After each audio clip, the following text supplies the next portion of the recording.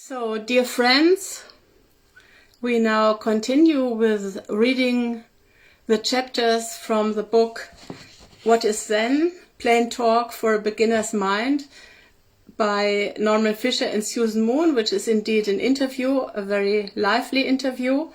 And as you probably know, we read chapter after chapter, and today you will hear probably the first half, I hope, or at least a third of the chapter Stages of Practice. I hope you enjoy.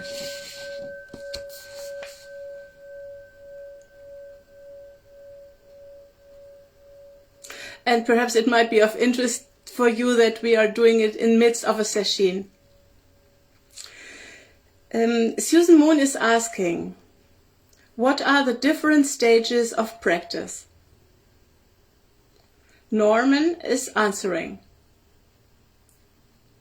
In my view, which comes from Dogen and Suzuki Roshi, practice is continuous, and we aren't getting anywhere or then just going on with some joy and increasing appreciation. So there are no stages. In a profound sense, we are all beginners.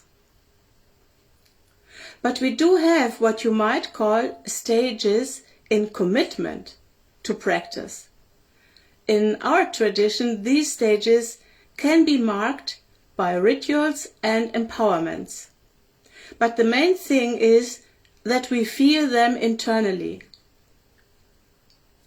I resist the idea that people who are serious about their practice need to go through the normative rituals. I'm always happy when an everyday Zen practitioner feels as if it makes more sense to just keep on practicing without benefit of any ritual or seemingly sanctioned status or stage. Yet at the same time, our tradition does recognize and honor ritual as an important part of the transformative process.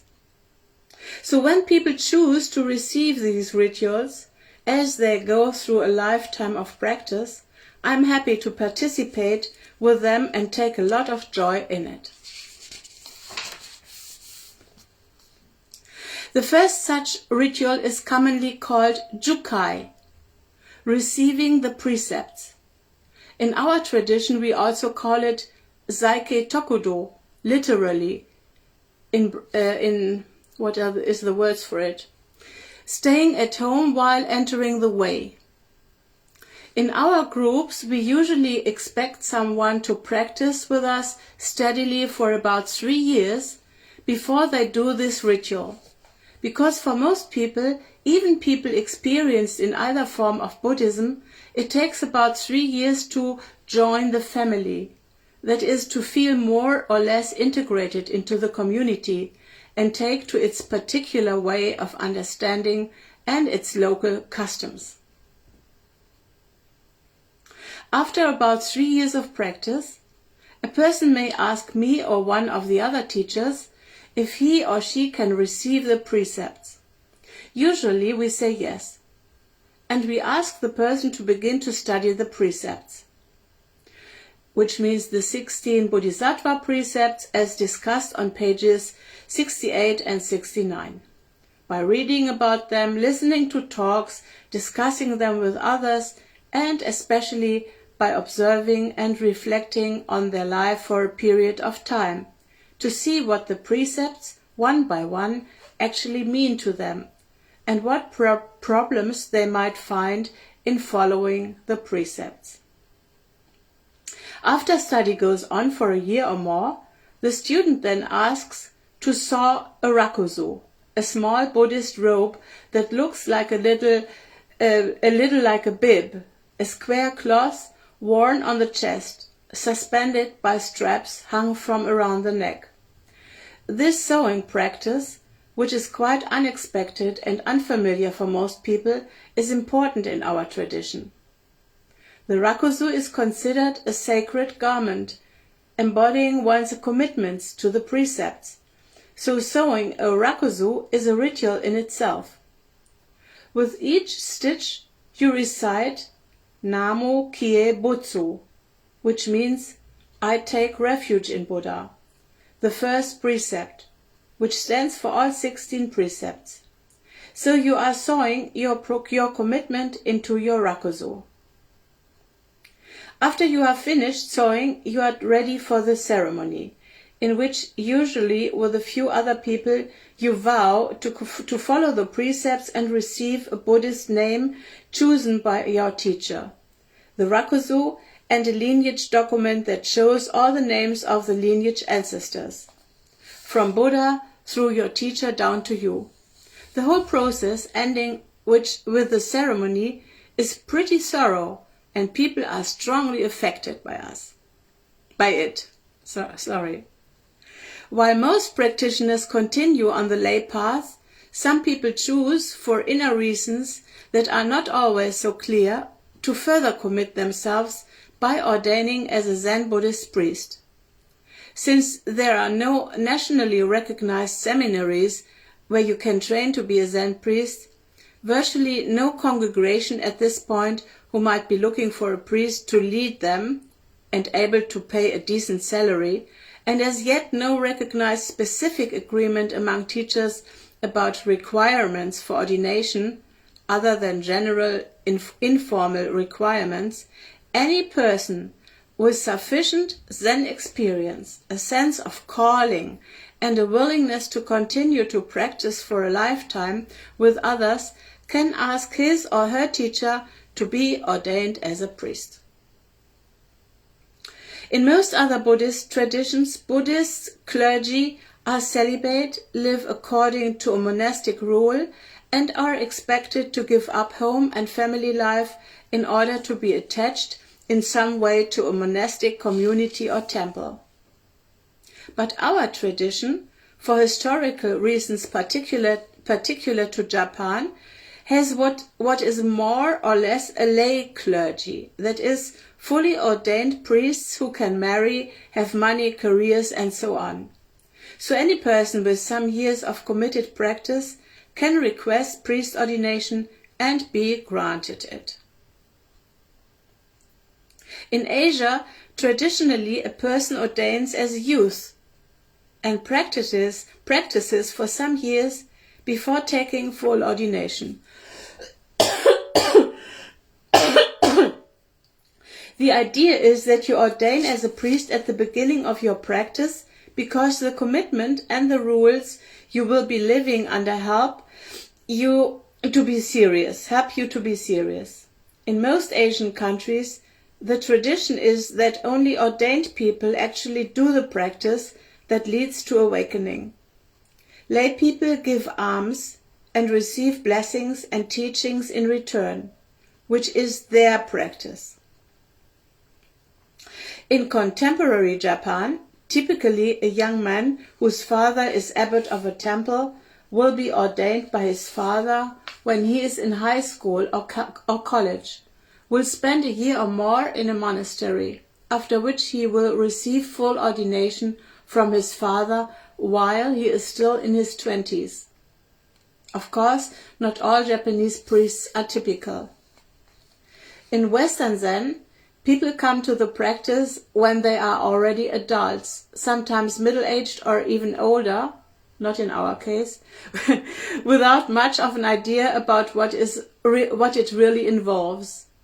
They then practice for some time, maybe a decade or so, before they are ready to ask for ordination. Then it can be another decade or so before their practice has ripened enough, if that time ever comes, to receive full ordination.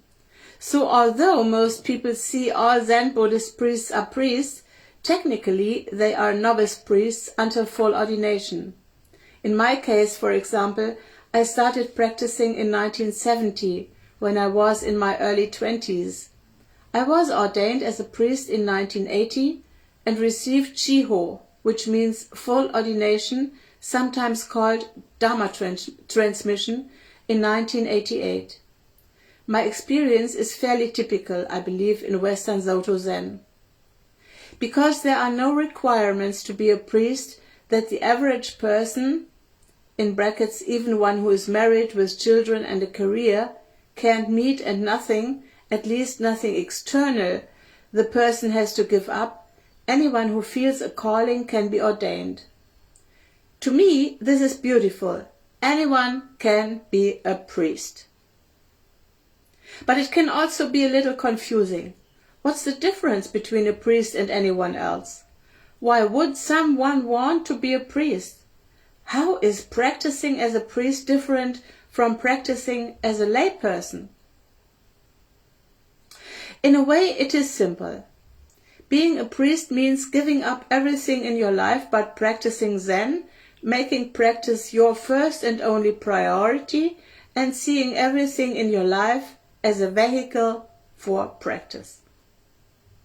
But what does that mean if your life before and after priest ordination looks more or less the same from the outside? In brackets, to be sure, I'm speaking personally here. Other senior American Zen priests have their own approaches, and many have more stringent requirements for ordination than I do. But almost all American Soto Zen priests are lay priests. Many are married, have careers other than being a priest, and so on. Possibly the main practice of a priest, the main thing that distinguishes a priest from a layperson, is the sewing and wearing of the okesa. I already wrote about sewing practice. An okesa is a full Buddhist robe, much larger than the Rakuzu, large enough to be fully wrapped around the body and typically worn over another garment. It takes quite a while to sew an okesa, and once you sew it, quite a while to get used to wearing it. Like the Rakuzu, the okesa is a sacred garment, Buddha's own robe, so the sewing and wearing of it is very significant. When you put it on, you don't exactly feel like yourself anymore. You feel like you are a disciple of the Buddha, a representative of the Buddha, and you had better think, speak, and act like it. There are many rules for the wearing of and handling of the okesa. The priest ordination ceremony is called Shuke Tokudo, which means leaving home and entering the way. The ceremony symbolizes leaving home, leaving one's ordinary life, and becoming a cloud in the sky, without any place to land and nothing to possess or accomplish.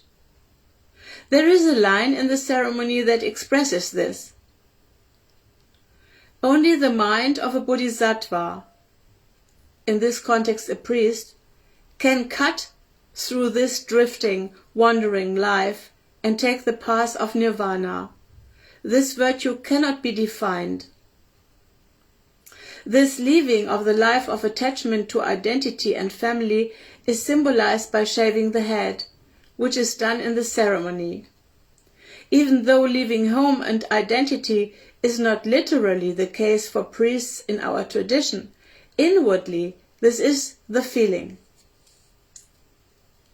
In the ordination ceremony, a priest formally receives the okesa she or he has sewn, along with other accoutrements of a monastic, though, as I have been saying, priests are usually only symbolically monastics. Eating bowls, a cloth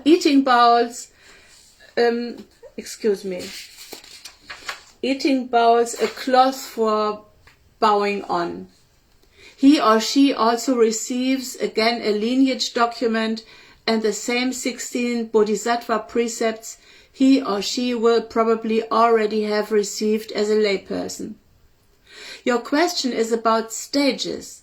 So yes, ordaining as a priest would be a further stage one could, but of course need not, enter. A person who has received the precepts either as a priest or layperson, or both, is eligible to serve as shuzo, the symbolic head of a Zen practice period. More on practice periods follows starting on page 177. This is a rite of passage that a person goes through only once. There are rituals for the shuzo at the beginning and end of the practice period, the completion of which is considered a further stage in practice.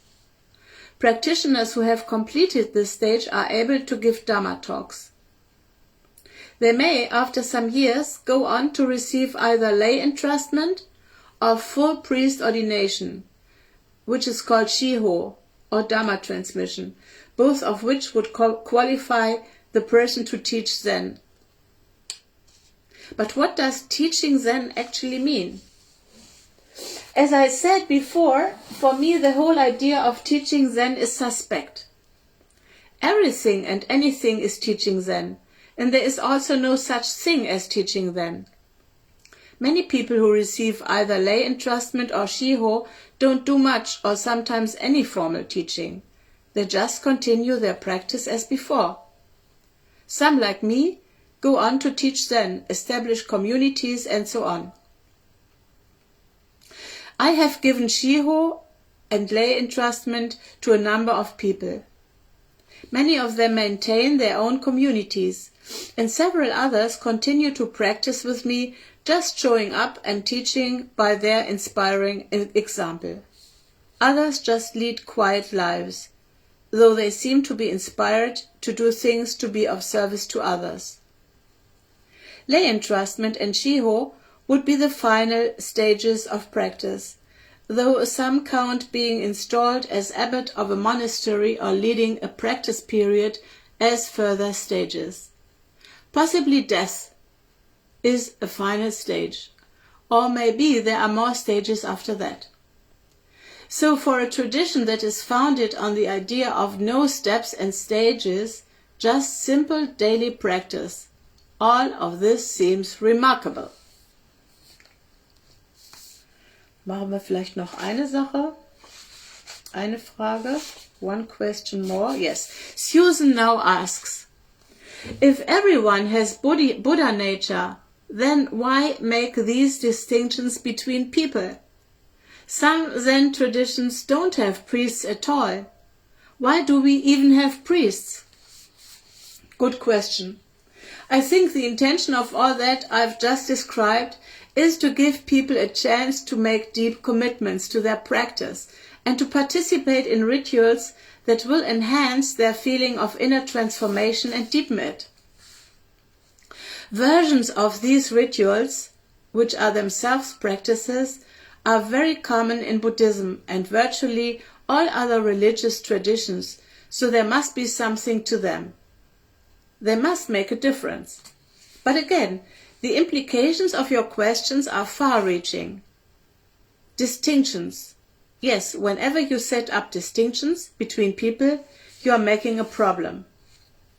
To minimize problems as a baseline, you have to ensure that there is no unfairness, that any person who feels a calling and is able to meet the requirements regarding of age, gender, sexual orientation, culture, race, level of education, political persuasion, language and so on, is welcome. That's basic. But beyond this, distinctions always make for confusion, jealousy, hurt feelings, possible abuse of power, strained relationships and so on.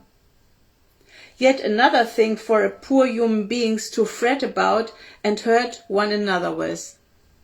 Naturally, these various emotions and resentments and questions will arise in any community that has these distinctions. They are not unknown in our communities. Of course, there will always be problems like this in human groups, even human groups that do not have yukai, shuketokudo, shiho, shuzo, and lay entrustment.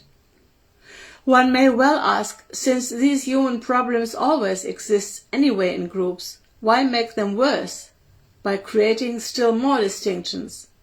Why add problems to already existing problems? But I think it is not clear that adding such solemn religious rituals and the distinctions among people they may foster makes matters worse.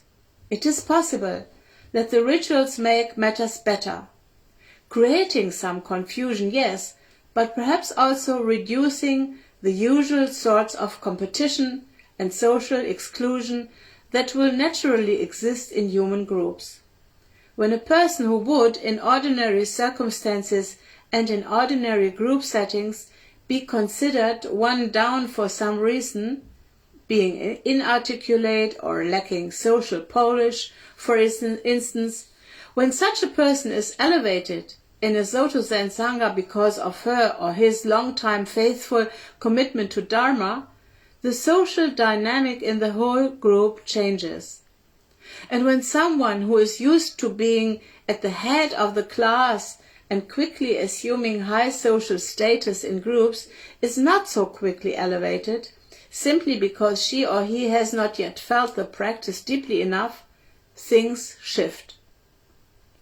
The distinctions we make in our tradition are made on the basis of faith and commitment to the practice, not personality, talent, skill, or intelligence.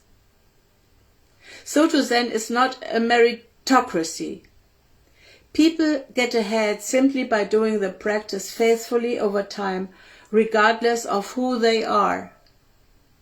This is completely different from almost all social groups. It was something the Buddha established at the very beginning of the Sangha.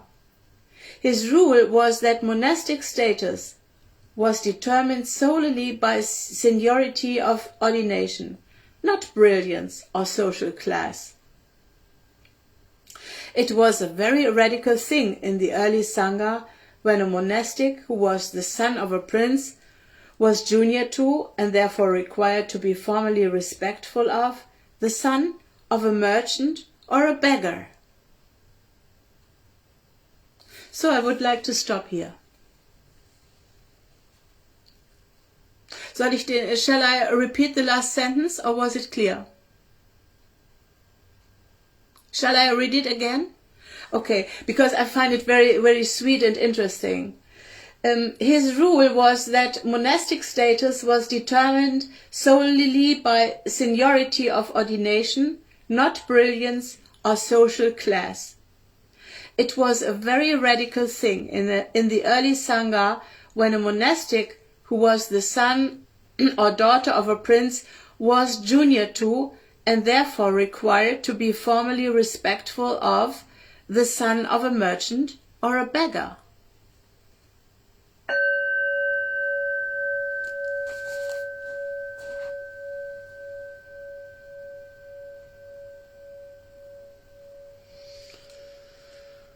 So thank you for your attentiveness.